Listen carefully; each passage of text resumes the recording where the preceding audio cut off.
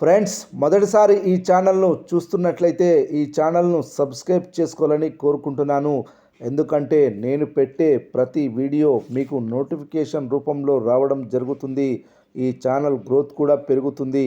ఈ ఛానల్ను సపోర్ట్ చేయాలని కోరుకుంటున్నాను. మంచు విష్ణు టైటిల్ పాత్రలో నటిస్తూ నిర్మించిన cinema Kannappa. TV Mahabharatam fame Mukesh Kumar Singh దర్శకుడు. రిలీజ్కు ముందు అనేక సందేహాలున్న సినిమా ఇది. కానీ ఈ శుక్రవారం విడుదలై యునానిమస్గా పాజిటివ్ టాక్ తెచ్చుకుంది. ఫస్ట్ హాఫ్ బాగలేదు, కానీ సెకండ్ హాఫ్ బాగుంది అన్న టాక్ అన్ని చోట్ల వినిపించింది. ముఖ్యంగా ప్రభాస్ ఎంట్రీ దగ్గర నుంచి సినిమా మరో టర్న్ తీసుకుంది.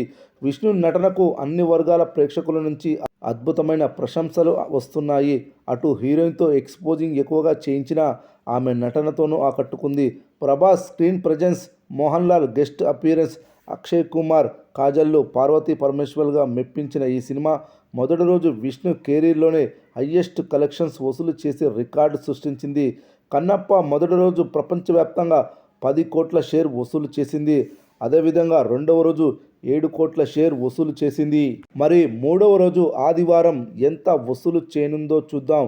మూడవ రోజు ఆదివారం కావడం ఈ సినిమాకి బాగా కలిసి వచ్చిందనే చెప్పాలి.